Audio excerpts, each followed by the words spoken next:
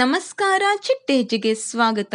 ಮತ್ತೆ ಹೊಸ ಧಾರಾವಾಹಿ ಮೂಲಕ ನಾಯಕನಾಗಿ ಹಿಂತಿರುಗಿದ ನಮ್ಮನೆ ಯುವರಾಣಿ ಧಾರಾವಾಹಿ ಖ್ಯಾತಿಯ ಅನಿಕೇತ್ ಅಲಿಯಾಸ್ ದೀಪಕ್. ಆ ಧಾರಾವಾಹಿ ಯಾವುದು, ಅದರ ಬಗ್ಗೆ ಸಂಪೂರ್ಣವಾಗಿ ತಿಳಿಯಲು ಈ ಒಂದು ವಿಡಿಯೋವನ್ನ ವೀಕ್ಷಿಸಿ.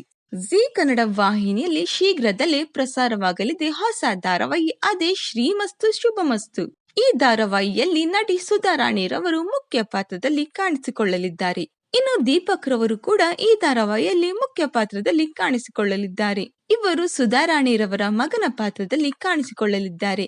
ಇನ್ನು ನಟಿ ಚಂದನಾರವರು ಕೂಡ ಸುಧಾ ರಾಣಿಯ ಸೊಸೆಯ ಪಾತ್ರದಲ್ಲಿ ಕಾಣಿಸಿಕೊಳ್ಳಲಿದ್ದಾರೆ.